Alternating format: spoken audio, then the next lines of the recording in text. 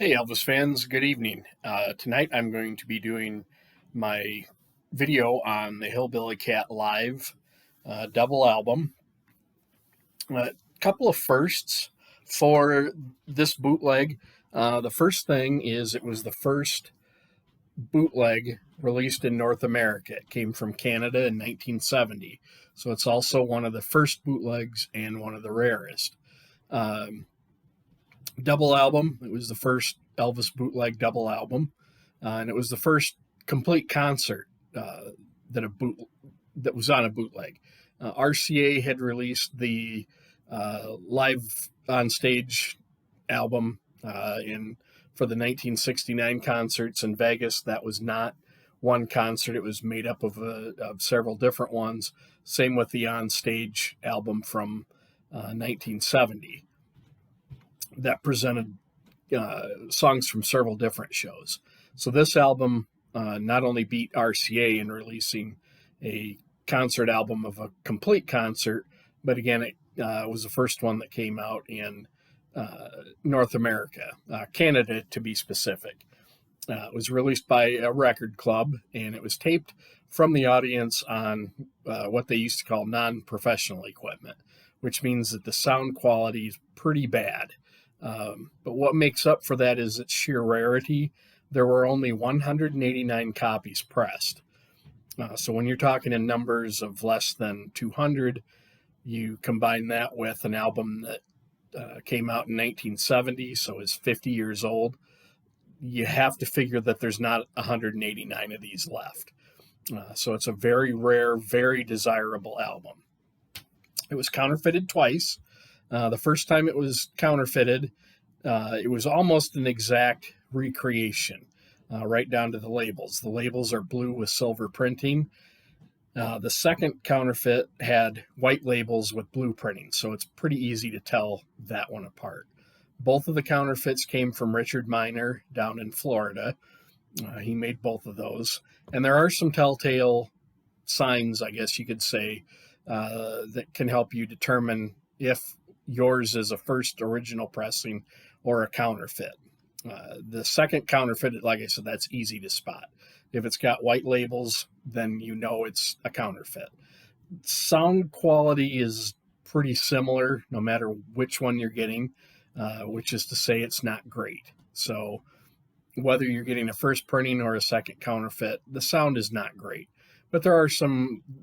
In fact, this was also the first time When the Snow is on the Roses was released, either on a bootleg or from RCA. So from that standpoint, it's a pretty rare deal altogether.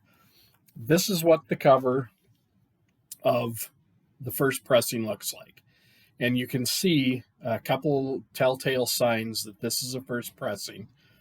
The picture goes all the way to the edge of the jacket. So there's no cutoff, nothing in between. The picture goes all the way to the end of the jacket. On the counterfeits, there's about a 1/8 little space between the end of the photo and the jacket. So there's a little white strip running from top to bottom or bottom to top, the whole length. That's an easy way to tell. If the picture goes all the way to the side, chances are it's a first pressing. If there's a little white strip that goes on the side here, more likely than not, you've got a counterfeit. One of the other ways to tell is the Hillbilly Cat Live is centered from top to bottom. So you've got pretty much an equal amount of space on the top as you do on the bottom. So it was centered pretty near perfectly. On the counterfeits, it's not centered. Everything is the font has been shifted down, so there's a lot more space on the top than there is the bottom. Those are the two easiest ways to tell. Now, the first counterfeit, it had the same blue labels with the silver printing, so a lot of people see that and just assume that they've got a real first pressing. Not true. You have to look at those little two elements on the jacket. Again, the real first pressings don't have that white strip, and the title is centered perfectly top to bottom. In the back of the jacket, you basically it's just another different picture, and then you've got your song titles on there. And then it does open. Thankfully, this is a gatefold sleeve. Not all of the double albums came with a gatefold, but that's what the inside of it looks like. So you've got, again, some nice pictures of Elvis from the time period, and then some more information about the songs and everything. As far as the record labels, it's actually a rather nice label. Again, it's that bold blue with silver printing. It's kind of hard to see the silver printing, but it really is bright. Really nice and bright, looks great. Again, as far as rarity goes, the first pressings, only 189 of those were made.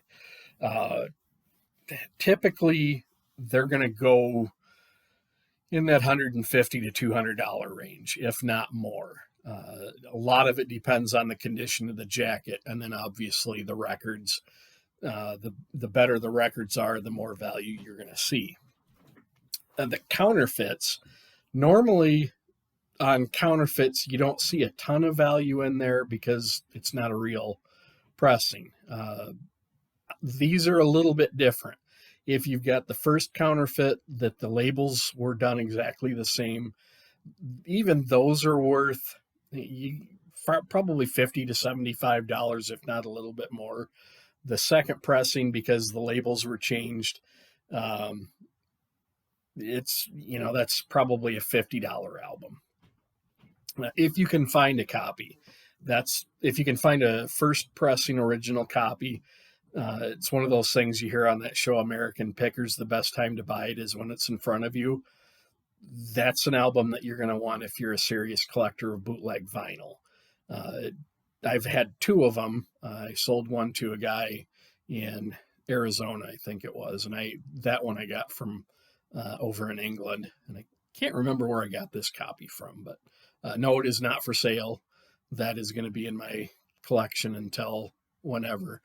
No plans to sell it. But again, even the counterfeits, they are somewhat collectible, and they are kind of hard to find in their own right. I'm not sure how many were pressed, but it wasn't a whole lot of them because you just don't see even the counterfeit pressings that often. So again, if you've got a first pressing, realistic price to pay is $150 to $200. Certainly, if you can find it for less than that, absolutely, positively buy it. The counterfeits, again, the second counterfeit, I'd say that's up to $50, and a decent condition first counterfeit you could probably get $50 to $75 for. So even though they're counterfeits, they do hold their value pretty well. You do see these on eBay from time to time. In fact, there's one on there now. The guy wants $160 for it. It's not worth it.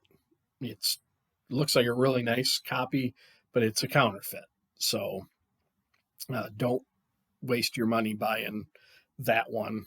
If he had it for $100 less, certainly I would recommend, if you really want one, to go after it. But counterfeit it for $160, that money falls right into what a real first pressing is worth. So don't waste your money on that.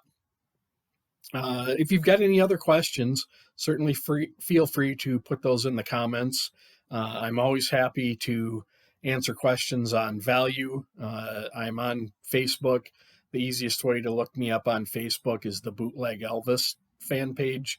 It's run by Kempo Dick, super nice guy, extremely knowledgeable about bootlegs as well. And that page is probably the best Elvis bootleg page that's out there. A lot of great information, a lot of great people on there. So if you have any specific questions and you want to reach me that way, certainly go ahead and send me a direct message on Facebook. I'm always looking to buy, so if you have vinyl bootlegs, there's still a few that I'm looking for. I've got over 200 albums, but there still are a couple that I'm looking for. So yeah, just in general, love your comments and feedback. Any corrections are certainly welcome as well. And I hope you enjoyed this episode, and I'll probably drop another one this week. Thanks a lot, everybody.